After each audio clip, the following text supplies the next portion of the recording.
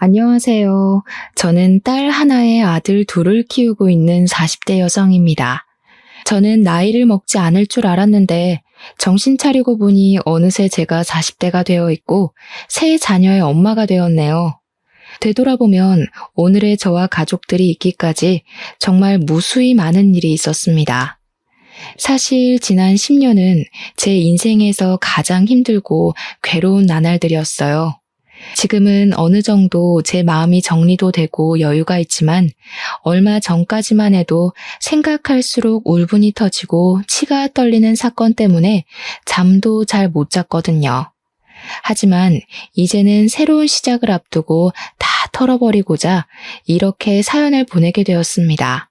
일단 제가 살아온 이야기부터 하면 저는 20대 중반에 아동복지센터에서 사회복지사로 근무하고 있었고 센터장님의 아들이었던 남편과 결혼을 했어요.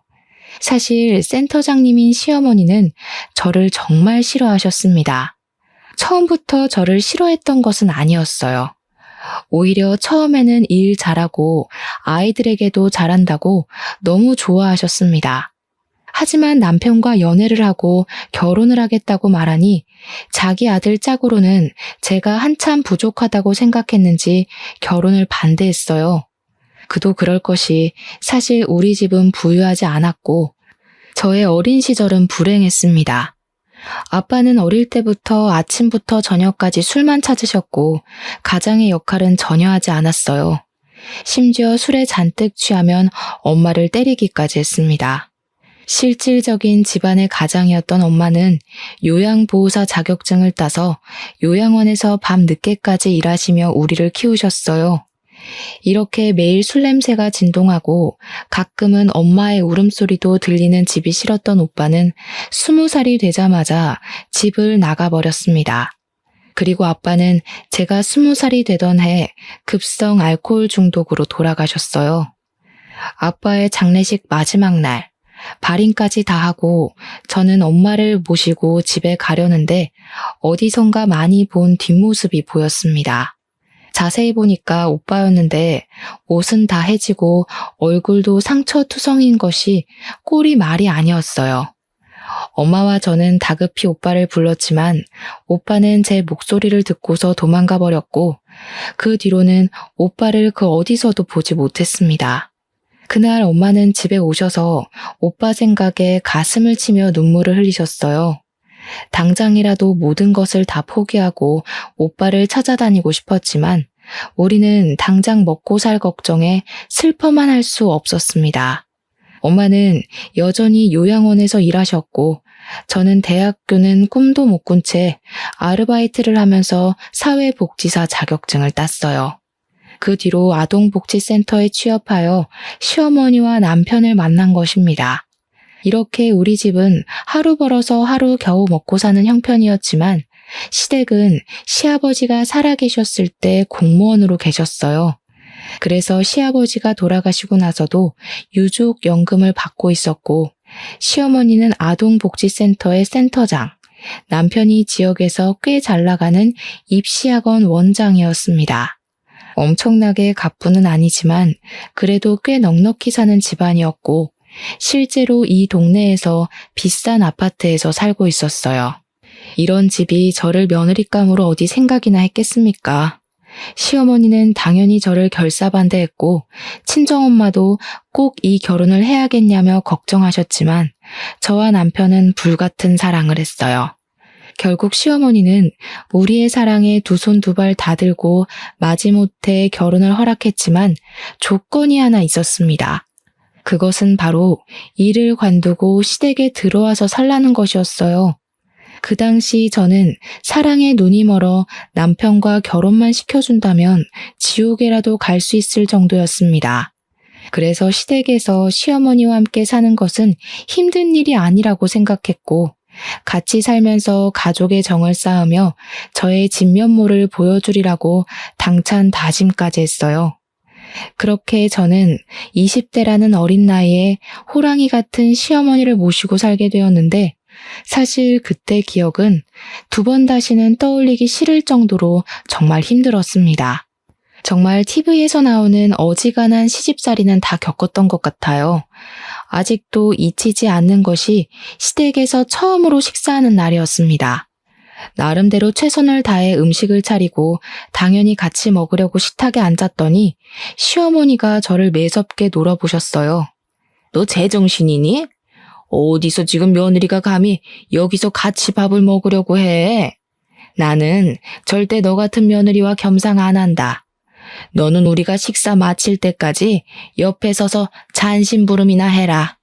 저는 시어머니의 불효령에 자리에서 일어나 옆에 서서 잔심부름을 해야 했습니다. 정말 억울한 일도 많고 힘든 일도 많았지만 그나마 다행이라면 다행인 것은 제사를 지내지 않았어요. 원래 남편 어릴 때는 지냈다고 했는데 시어머니가 아동복지센터 센터장이 되며 일이 많아 제사를 못 지내게 되었다고 합니다. 하지만 명절 때는 명절 분위기를 내야 한다며 음식을 장만하도록 했고 친정에도 못 가게 했어요. 그래도 친정과 시댁이 가까워서 평일 점심시간에 엄마가 근무하시는 곳 근처 식당에서 종종 만나곤 했습니다. 그렇게 1년 후 저는 임신을 했고 시어머니는 손자를 간절히 바랬지만 성별을 확인하니 딸이었습니다. 대를 잇지도 못하고 결혼하면 남의 집 귀신이 될 딸년을 가져서 뭐하니? 정말 생전 도움이 하나도 되지 않는구나. 그년 울기만 해봐. 아주 그냥 이 집에서 쫓아내버릴 거야. 시어머니는 쫓아낸다고 말할 정도로 저의 큰딸을 싫어하셨지만 다행히 큰딸은 건강하고 씩씩하게 잘 컸고 그 뒤로 2년 터울로 둘째와 셋째를 낳았는데 다행히 둘 다 아들이었습니다. 떡두꺼비 같은 손자를 둘이나 낳으니 시어머니는 저에게 두 아들을 건강하고 똑 부러진 아이로 키우는데 전념하라고 하시며 가정부를 들이셨어요. 그러나 여전히 주방일은 다 저의 몫이었습니다. 그래도 이전과는 다르게 명절 마지막 날에는 아이들과 저는 친정에 다녀오라고 하시며 보내주셨어요. 저는 남편과도 같이 가고 싶었지만 남편은 학원 일로 바빠서 유일하게 쉬는 날이 명절인데 그날 꼭 친정에 데리고 가야 하겠냐며 아이들과 저만 친정에 보내셨습니다. 비록 새 아이가 떼부리거나 울면 귀찮다고 밀어내버리셔서 눈치 보이기는 했지만 그래도 시어머니가 서서히 저에게 마음을 여는 것 같아서 저 스스로가 참 뿌듯했어요. 그러던 어느 날이었습니다. 저는 일주일에 한 번씩 아이들을 가정부 이모님께 잠깐 부탁하고 마트에서 장을 보곤 했는데 언제부턴가 마트 가는 길에 있는 한 젊은 노숙자가 눈에 띄었어요. 그 노숙자는 젊은 시절 오빠와 너무 닮아서 노숙자를 보고 있으면 오빠가 떠올라 자꾸 신경이 쓰였습니다. 그래서 음식을 할 때마다 일부러 많이 해서 일회용 도시락에 담아 한 번씩 주고는 했어요. 아무래도 아이들이 어려 매일 주지는 못해도 제가 장을 보러 가는 날에는 꼭 일회용 도시락에 오래 두어도 상하지 않을 음식들을 챙겨서 가져다 주었고 그때마다 노숙자는 감사하다고 하며 음식을 허겁지겁 먹었습니다. 그러던 어느 주말, 모처럼 한가한 날이라 시어머니를 모시고 남편 아이들과 함께 도시락을 넉넉히 싸서 인근 공원으로 산책하러 나갔습니다. 공원은 마트 건너편으로 공원에 가기 위해서는 노숙자가 있던 곳을 지나가야만 했어요. 그날도 역시 노숙자가 앉아 있었고 남편은 노숙자를 보며 젊은 사람이 이래야지 저렇게 구걸만 해서 되겠냐고 하며 대놓고 노숙자를 비난했습니다. 노숙자는 남편의 말에 그냥 고개를 숙이며 아무 말도 못하고 앉아 있었어요. 저는 공원에 가서도 자꾸 그 노숙자가 생각나서 다음날 노숙자를 찾아가 이것저것 챙겨주었습니다. 노숙자는 자신에게 자꾸 이렇게 챙겨주셔서 너무 감사하다고 하며 연신 고개를 숙였어요.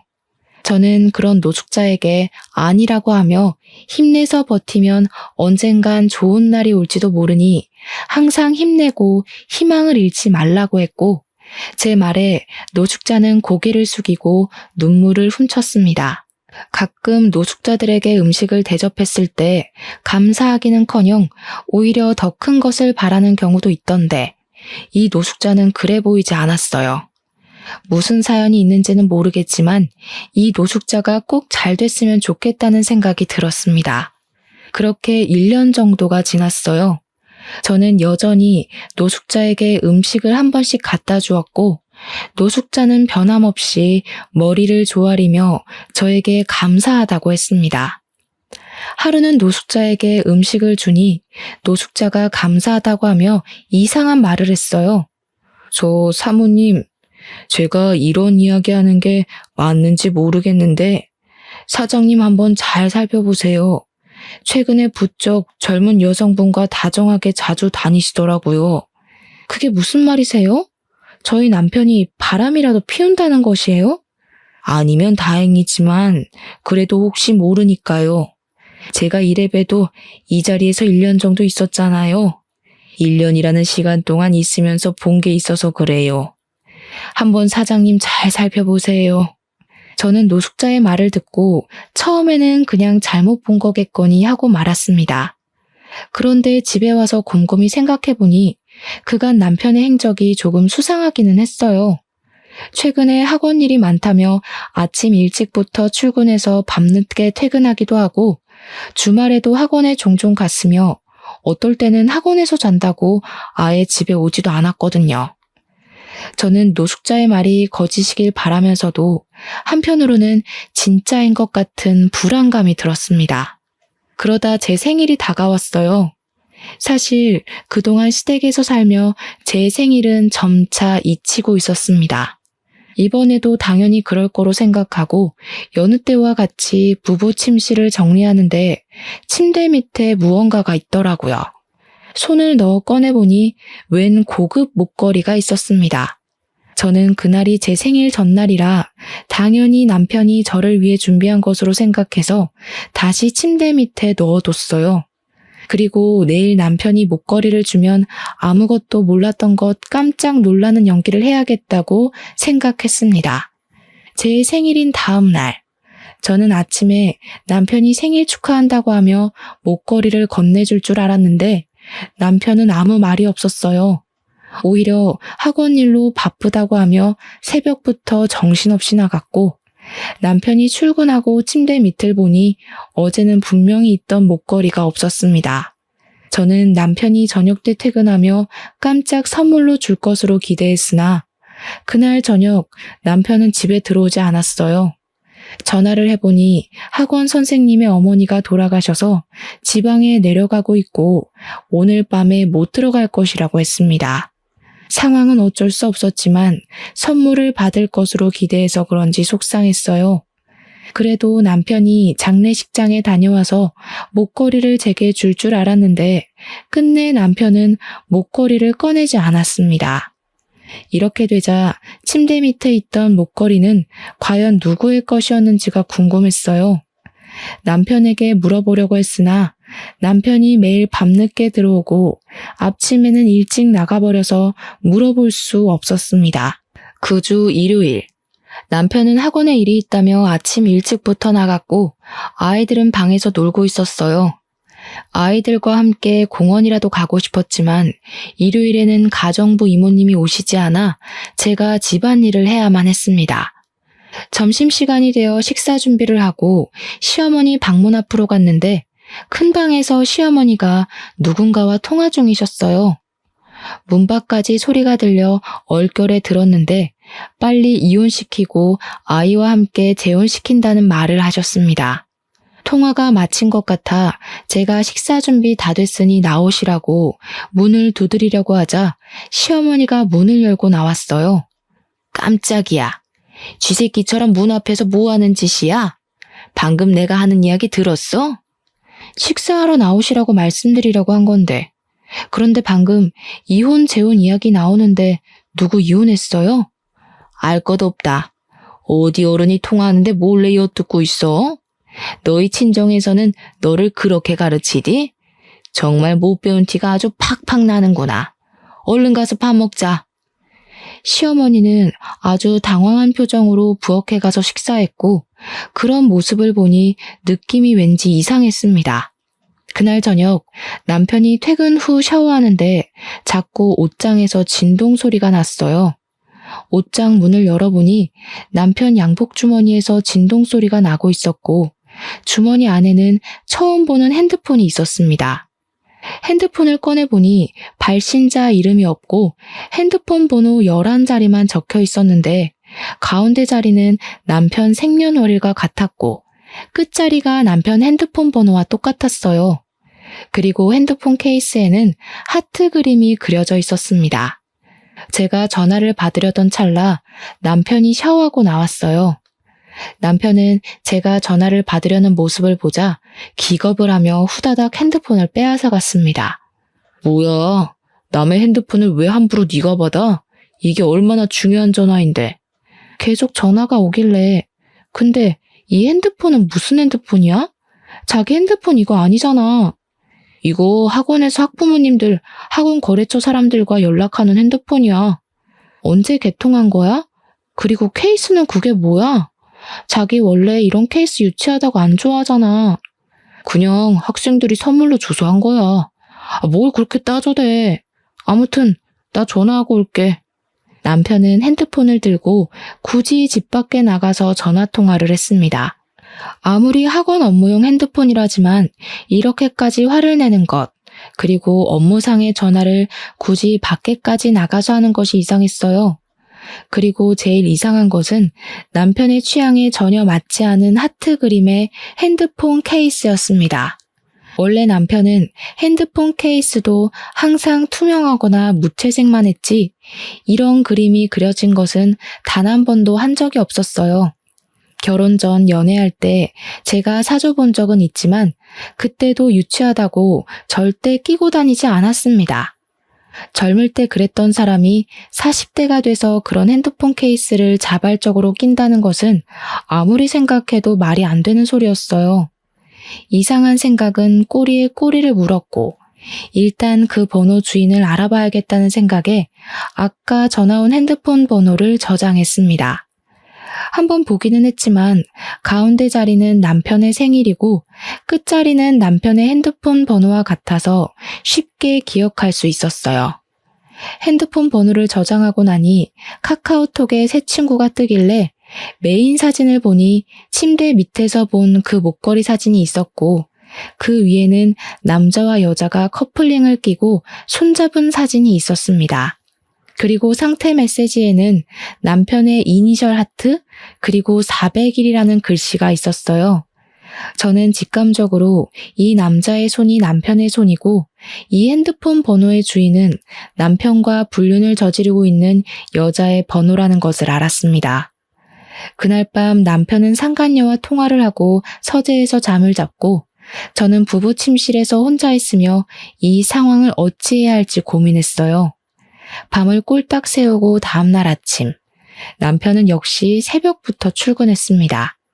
저는 모두 출근한 뒤 방으로 들어가 상간녀의 번호로 전화를 했으나 받지 않길래 제가 남편의 아내인데 한번 만나서 이야기 좀 나눠야겠다고 문자를 보냈어요. 상간녀는 제 문자에 바로 전화를 했고 우리는 그날 오후에 한 카페에서 만났습니다. 은찬이 오빠랑 같이 사는 분이 그쪽이에요? 참 저렴하게도 생기셨네. 뭐 암튼 저 은찬이 오빠랑 결혼할 거고 은찬이 오빠 어머니도 저 알고 계세요. 들어보니까 둘이 이혼시키고 저랑 재혼시킬 생각이신 것 같던데. 물론 아이들과 함께요. 사실은 제가 돈은 많아도 임신은 못하는 처지거든요. 솔직히 앞길이 창창한 은찬이 오빠가 그쪽보다는 건물주 딸인 제가 더 잘 어울리지 않겠어요? 게다가 아이도 아들 둘에 딸 하나 있으면 보기 좋은 오붓한 가정이 되겠네요. 뭐? 지금 유부남이랑 불륜을 저지른 주제에 뭘 잘했다고 이렇게 당당해? 그리고 우리 아이들을 내가 언제 너한테 맡긴대? 허튼 생각을 참 정성껏 또 한다. 언니가 아무리 그래도 어머니, 은찬이 오빠 모두 말 끝난 상황이에요. 이미 1년 전부터 명절 마지막 날에는 그 집에도 갔는걸요. 그리고 언니가 자던 침대에서 은찬이 오빠랑 잠도 자고요. 이미 어머니는 저를 며느리로 생각하고 있다고요. 그러니까 괜히 난리치지 말고 그냥 조용히 혼자 꺼져주세요. 아시겠어요? 생각해보니 1년 전부터 시어머니가 명절 마지막 날에는 꼭 저와 아이들을 친정에 보내셨습니다. 저는 감사한 마음에 친정에 갔었는데 사실은 남편 상간녀와 함께 시간을 보내려고 했던 것이라는 생각을 하니 남편과 시어머니에 대한 배신감과 분노에 눈이 뒤집히고 온몸이 부르르 떨리더라고요. 저는 끝까지 뻔뻔한 상간녀에게 너무 화가 나서 앞뒤 생각할 겨를도 없이 상간녀의 면상에 물을 뿌렸습니다. 상간녀가 당황해하며 저에게 정신 나갔냐고 하며 소리를 지르길래 뺨도 때렸어요. 정신 나간 건 너지. 어디서 애까지 있는 남의 나자 뺏어놓고 큰 소리야. 나도 불륜까지 저지른 남편과 같이 살 마음은 죽어도 없지만 곱게 끝내진 않을 거야. 너한테도 상간녀 소송 걸 테니까 준비 단단히 하고 있어. 내가 너랑 남편이라는 작자, 그리고 너를 가족으로 받아들인다던 시어머니까지 모조리 다 박살낼 거야. 박살낼 수 있으면 박살내봐. 우리 오빠 이 지역에서 엄청 유명한 학원 원장인데 무슨 수로 아무것도 없는 네가 박살낼 건데? 들어보니 돈도 없고 백도 없고 아무것도 없던데. 참나. 그리고 솔직히 요새 불륜 안 저지르는 남자가 얼마나 된다고 그깟 불륜 한 번 저질렀다고 이 난리야? 상간녀가 카페에서 고래고래 소리를 지르는 바람에 사람들은 상간녀의 실체를 알게 되었고 카페의 사람들은 손가락질하며 옹성거리기 시작했습니다. 사람들의 눈초리에 상간녀는 오히려 더 적반하장으로 소리를 지르며 사랑하는데 어쩌라는 식으로 말했고 그 모습을 사람들이 동영상으로 찍어댔어요. 저는 혼자 화가 나서 쇼를 벌이는 상간녀를 카페에 두고 남편의 학원으로 찾아갔습니다. 남편은 저에게 무슨 일이냐고 했고 저는 남편을 보자마자 뺨을 갈겼어요. 왜 때려? 갑자기 무슨 짓이야? 정신 나갔어? 제정신이야? 그래, 나 정신 나갔다. 지금 눈 돌아가서 아무것도 눈에 보이지 않아. 나 그동안 너 하나만 바라보고 모진 시집살이 다 견뎌왔는데 어떻게 네가 다른 여자랑 바람이 날 수가 있어? 지금 이런 상황에서 내가 안 미치는 게 이상한 거지. 지금 사람들이랑 학생들 앞에서 무슨 소리를 하는 거야? 헛소리 그만해, 쪽팔리게. 바람 피우고 불륜 저질러서 쪽팔린 건 아나 보지? 지금 네 상간녀 보고 다 확인하고 오는 길이야, 이 새끼야. 나, 더는 너랑 못 살아. 너네 집 망가뜨리고 이혼할 거야, 그렇게 알아. 남편은 나에게 쪽팔리니 빨리 나가라고 했고 학원에 있던 중고등학생들이 나와 남편의 싸움을 영상으로 다 찍었습니다. 그때가 겨울방학 기간이라 중고등학생들이 꽤 있었거든요. 남편은 학생들에게 당장 영상을 지우라고 난리를 쳤고 저는 학원에서 빠져나와 바로 시댁으로 향했습니다. 시댁에는 첫째, 둘째 아이는 어린이집에 갔고 셋째 아이와 가정부 이모님만 있었어요. 저는 바로 방으로 들어가 아이들 짐과 제 짐을 챙기고 퀵서비스를 불러 모든 짐을 보내버렸습니다. 밖에서 씩씩거리면서 와서 짐을 챙기는 저를 본 가정부 이모님은 이게 다 무슨 일이냐고 했어요. 저는 가정부 이모님한테 오늘 카페에서 알게 된 모든 사실을 다 말한 뒤 이 집 박살낼 테니 가정부 이모님도 얼른 나가시라고 했습니다. 가정부 이모님은 사실 다 알고 있었다며 남편과 상간녀가 집 앞에서 데이트하는 사진을 저에게 주셨어요.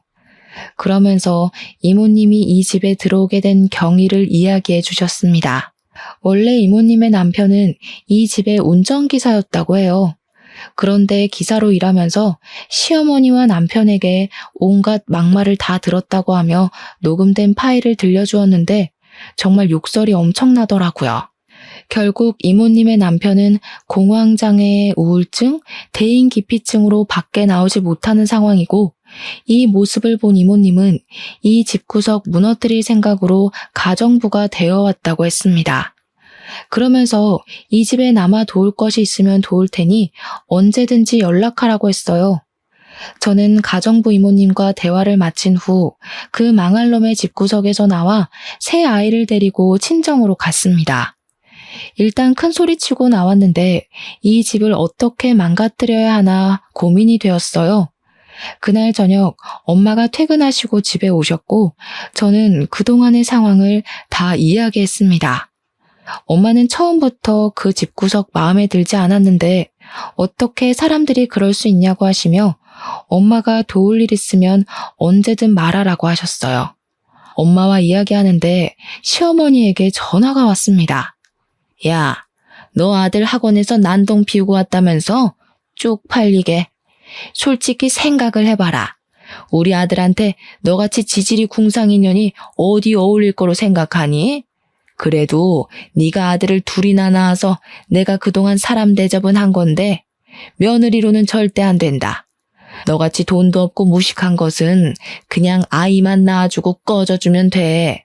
알겠어? 그러니까 아이들은 두고 이혼해라. 아이들 두고 이혼하면 내가 돈 많이 줄게. 너네 집 돈도 없잖니. 아이만 낳아주고 꺼져요? 제가 잘못한 것도 아닌데 제가 왜 제 배 아파서 낳은 아이들을 두고 이혼해야 해요? 남편이나 시부모님이나 우리 아이들 한번 놀아나 주셨어요? 다정스럽게 간식거리라도 하나 챙겨본 적 있냐고요. 전 절대 우리 아이들 못 보냅니다. 제가 무슨 수단과 방법을 써서라도 반드시 당신들 무너뜨릴 거니 그리하세요. 네가 무슨 수로 무너뜨릴 거니? 돈이 있니 명예가 있니 권력이 있니? 쥐뿔도 없는 주제에 괜히 설치다가 다치지 말고 그냥 포기해라.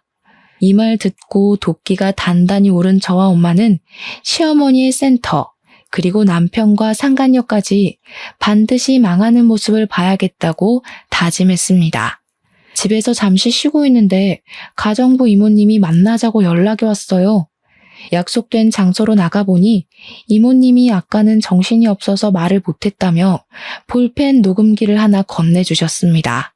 사실 그동안 볼펜 녹음기를 가지고 출근했었는데 앞으로 이혼 소송할 때 도움이 될 것 같다고 하시면서요.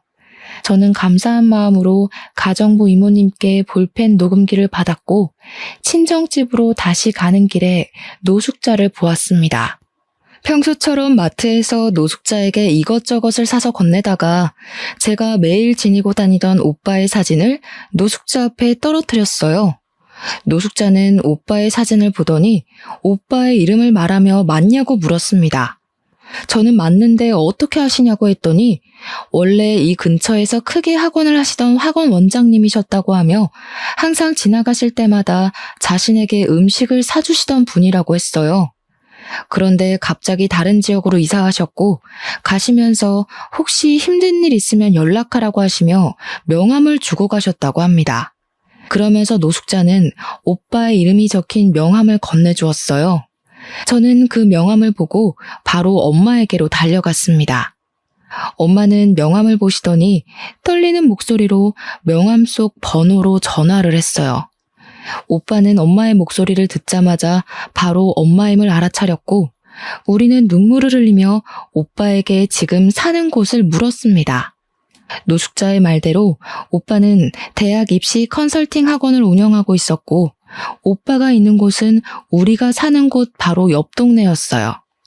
다음 날 오빠는 저와 엄마가 사는 집으로 왔고 엄마는 요양원에 연차까지 내고 오빠를 위해 엄청난 음식을 준비했습니다.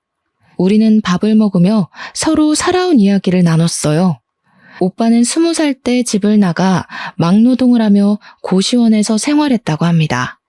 그곳에서 잠을 거의 자지 않고 열심히 공부했고 그 결과 우리나라에서 가장 유명한 수도권 대학교에 전액 장학금을 받고 진학했어요. 대학교 졸업 후 회사에 취업했지만 회사 생활은 생각보다 적성이 맞지 않아 1년 만에 관뒀고 그 뒤로 고등학교 학생들에게 과외를 했는데 입소문이 나면서 학원까지 차리게 되었습니다. 이 학원의 위치가 바로 남편 학원 근처였고 여기서 근무하며 노숙자를 봤다고 해요. 저는 오빠에게 저도 그동안 살아온 이야기를 하며 지금 사실 이혼을 하려 한다고 했습니다. 오빠는 제 이야기를 듣더니 남편이 학원 원장이었으면 자신이 알 수도 있겠다면서 남편의 사진을 보여달라고 했고 제가 핸드폰에서 남편의 사진을 찾아 보여주니 이 사람이 정말 남편이냐고 물었습니다. 오빠가 하는 말이 남편 학원 학생들이 오빠네 학원으로 옮기자 남편은 사실무근의 소문을 내며 오빠를 괴롭게 했다고 해요. 그래서 오빠는 똥이 무서워서 피하냐 더러워서 피하지 하는 심산으로 이사를 했고 지금은 학원이 위치가 좋아서인지 학생들이 이전보다 많아졌고 더 잘 되고 있다고 합니다. 엄마는 오빠가 살아온 이야기를 듣더니 정말 고생 많았겠다고 하며 오빠를 꼭 안아주셨어요.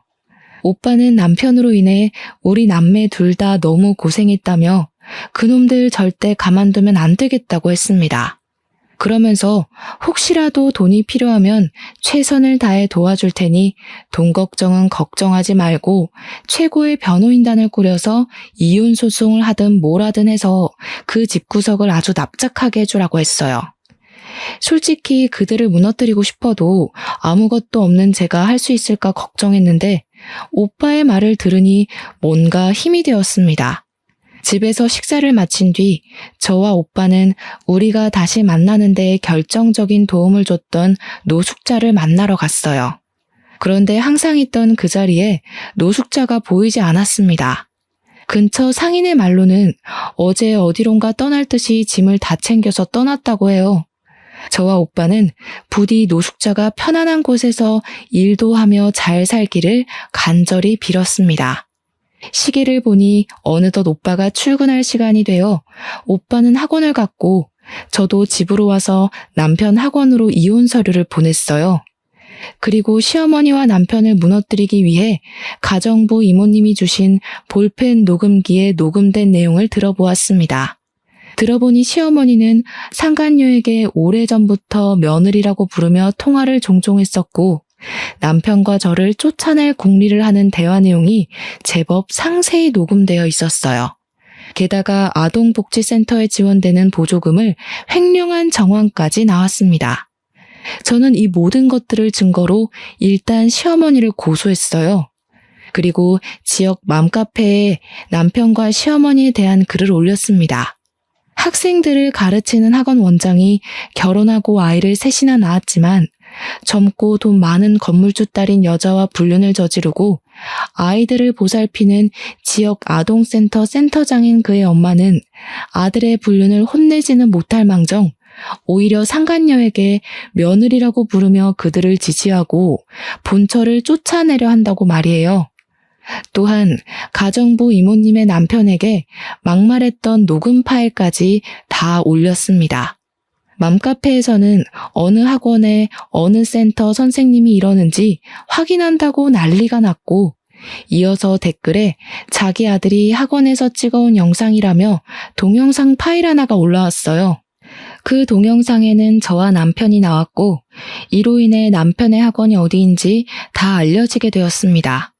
그리고 또 다른 사람의 댓글에는 이전에 상간녀가 카페에서 소리를 지르며 난동을 부린 동영상을 올렸어요.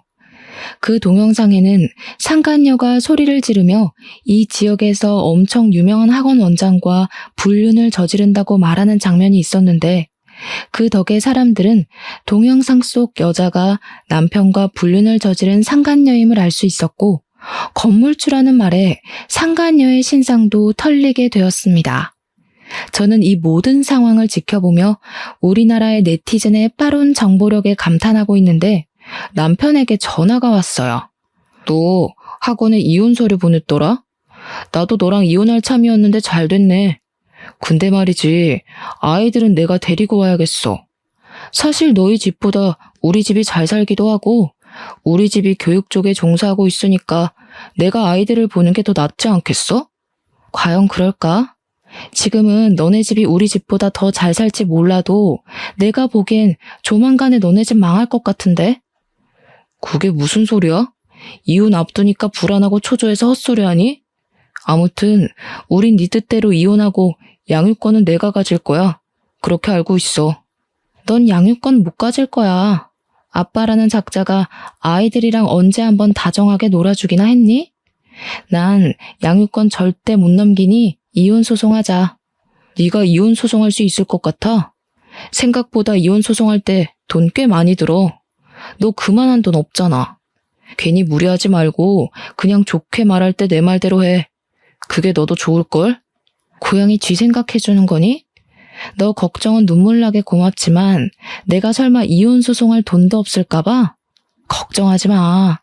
최고의 변호인단 꾸려서 너 아주 철저히 밟아줄 테니까. 남편은 끝까지 자신의 잘못은 뉘우치지 않은 채 저를 비꼬았습니다. 남편과 통화를 해보니 절대 저에게 쉽게 양육권을 넘기지 않을 것 같아 변호사를 만나러 갔어요.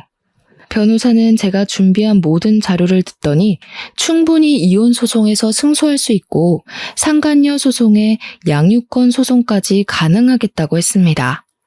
저는 변호사의 말에 바로 이혼 소송과 양육권 소송을 진행했고 상간녀에게는 상간녀 소송을 진행했어요. 소송에 들어가는 비용은 고맙게도 오빠가 다 지원해 주었습니다. 그렇게 한 일주일 정도가 지난 주말이었어요. 친정집에 엄마와 같이 있는데 누군가가 집 대문을 부서져라 두드리더라고요. 시끄러운 소리에 대문을 열어보니 시어머니와 남편이 나란히 집 앞에 있었습니다. 집 안에는 아이들이 있었고 이들이 아이들을 데리러 왔다는 생각이 들어 일부러 제가 대문 밖으로 나갔어요. 보조금 횡령 사실 밝힌 거 니년이지? 부족한 년 걷어서 가족이라고 받아줬더니 이렇게 뒤통수를 때려? 이래서 검은 머리 짐승은 거두는 게 아니었는데. 가족이요? 언제 저를 가족이라고 생각이나 하셨나요? 아들 낳았더니 버릴 생각부터 하셨으면서. 너 우리 학원 비방하는 글도 올렸더라? 내가 너 명예훼손죄로 고소할 거야, 알겠어? 고소해봐 어디. 내가 무슨 허위 사실을 올린 것도 아니고 증거가 명명백백한 사실을 올렸는데 그게 뭐? 사람들도 알 권리가 있다고. 그리고 명예훼손짓 해봤자 벌금 조금 내면 그만이야. 어디 한번 해봐. 그럼 나는 전국 곳곳에 네 얼굴 신상까지 다 뿌려버릴 건데 네가 더 타격이 클까 아니면 내가 더 타격이 클까? 아우 그냥 이걸 확 때려버릴까? 때려봐. 네가 나 때리는 순간 나 너 접근 금지 신청할 거야. 지금 우리 집 대문 위에 CCTV 있는 거 보이지? 남편은 정말 나를 때릴 듯한 포즈를 취했고 저는 순간 당황했지만 일부러 더 큰 소리를 내며 하나도 무섭지 않은 척을 했습니다. 이렇게 저와 시어머니, 남편이 한창 말싸움을 벌이는데 엄마가 굵은 소금을 큰 대야에 잔뜩 가져오셨어요. 그러더니 엄마는 그 소금을 시어머니와 남편에게 뿌렸습니다. 너는 왜 이딴 사람 같지도 않은 것들이랑 말을 섞니? 그냥 아끼야 물러거라 하고 소금이나 뿌리면 그만이지. 야, 너 뭐 하는 거야? 싸구려 집에서 사니까 하는 행동도 이딴 싸구려지. 뭐? 싸구려? 그래, 나 싸구려다. 어디 한번 오늘 싸구려한테 된통 당해봐라. 거지 같은 놈들아. 썩 꺼지지 못할까? 엄마는 대야에 있던 굵은 소금을 모조리 시어머니 남편에게 뿌렸고 그들은 소금을 맞으며 도망치듯 가버렸습니다. 잠시 후 엄마와 저는 대문 밖에 뿌린 소금을 치우러 다시 나왔어요. 그런데 상간녀가 문 앞에 서 있는 것이 아니겠어요? 저는 상간녀에게 방금 너네 오빠랑 그 엄마 소금 맞고 갔는데 너도 소금 맞고 싶어서 왔냐고 하니 상간녀는 대뜸 제 앞에서 무릎을 꿇었습니다. 언니, 제가 잘못했어요. 제가 카페에서 난리친 영상 보시고 아빠가 날 집에서 쫓아냈어요. 그래서 오빠 집에 들어가서 살려고 했는데 오빠도 그러고 어머니도 그러고 어떻게 카페에서 그 난리를 쳐서 우리 얼굴에 먹칠하냐고 하시고 불륜이 자랑이냐고 하시며 저를 또 쫓아내셨어요. 집에서도 저를 안 받아주시고 믿었던 오빠도 날 버려서 저 갈 데가 없어요. 사실 저는 직업도 없고 아빠 돈으로 그동안 먹고 살았는데 언니가 상간녀 소송까지 걸어서 지금 미칠 지경이에요.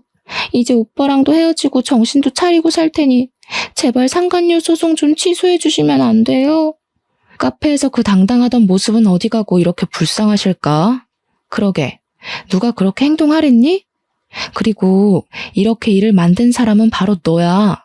난 그래도 내 남편이 젊은 년이랑 바람난 게 쪽팔려서 조용히 말했는데 네가 그 카페에서 혼자 흥분하는 바람에 일이 이 모양까지 꼬였잖아. 아니야? 네가 일을 이따위로 만들어 놓고 인제 와서 무릎 꿇고 생난리야. 그리고 나는 상간녀 소송 취하해줄 생각 눈꼽만큼도 없으니까 자랑스러운 건물주이신 네 아빠한테 빌든 네 오빠라는 작자한테 가든 아니면 길에서 구걸이라도 해서 반드시 그 돈 마련해. 젊은 애가 사지육신 멀쩡한데 못할 건 또 뭐야? 상간녀는 당당하고 뻔뻔한 모습은 온데간데 없고 제 앞에서 무릎을 꿇고 사정을 봐달라고 빌었습니다.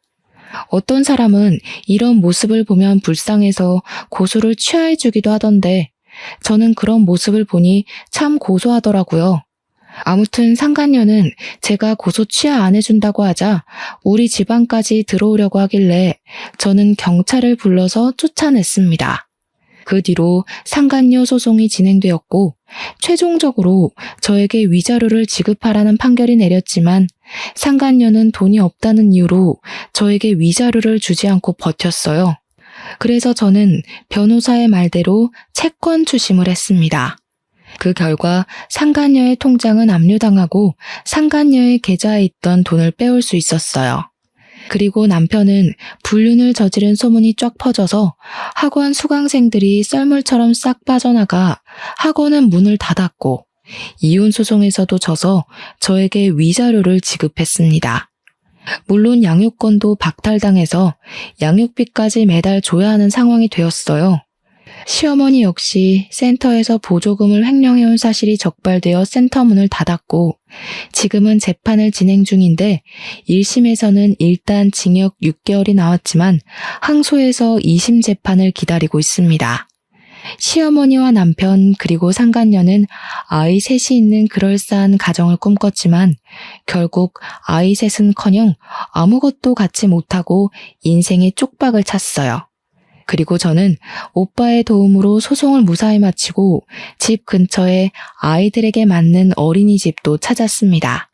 또한 예전에 따놓은 사회복지사 자격증으로 이 지역에서 가장 큰 아동복지센터에 취업해서 다음 주부터 출근할 예정이에요. 너무 오랜만에 하는 출근이라 긴장되고 떨리지만 새로운 삶을 얻었다고 생각하고 열심히 해볼 예정입니다. 참, 그리고 제가 이번에 아동복지센터에 면접 보고 오는 길에 저와 오빠를 만나게 해준 노숙자가 공사장에서 일하는 모습을 봤어요. 저는 일부러 그 앞에서 기다렸다가 노숙자와 대화를 나눴습니다. 알고 보니 노숙자는 원래 사업을 하던 사람인데 부도가 나서 이혼당하고 아이들도 못 보고 졸지에 길거리에 나앉았다고 해요.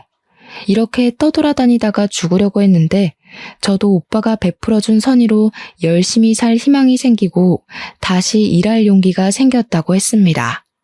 저는 그런 노숙자를 응원하며 기쁜 소식 들려줘서 고맙다고 했어요. 그리고 집에 와서 오빠와 엄마에게 노숙자에 관한 이야기를 했더니 오빠가 이런 사람은 우리가 도와줘야 한다며 노숙자에게 일자리를 소개해줬는데 바로 학원 건물관리인입니다. 노숙자는 열심히 해보겠다며 어제부터 출근했다고 하던데 정말 쉬지도 않고 열심히 했다고 해요. 노숙자분도 우리와 함께 새로운 곳에서 잘 적응하며 어느 정도 자리도 잡고 아이들도 꼭 보았으면 좋겠네요. 저의 이야기는 여기까지입니다. 사실 이 일을 겪으면서 정말 많이 힘들었지만 그래도 나만을 사랑하는 엄마와 새 아이 그리고 오빠가 있었기에 무사히 잘 견뎠던 것 같아요. 제가 가족이란 든든한 울타리가 있기에 넘어져도 다시 일어나 앞으로 나아갈 수 있던 것처럼 저 역시 우리 가족에게 힘이 되기 위해 최선을 다해야겠다는 생각이 듭니다. 어찌 보면 지루할 수도 있는 저의 이야기 끝까지 들어주셔서 감사해요. 저의 이야기를 들어주신 모든 청취자분은 행복한 일만 가득한 봄날 되시길 진심으로 기원합니다.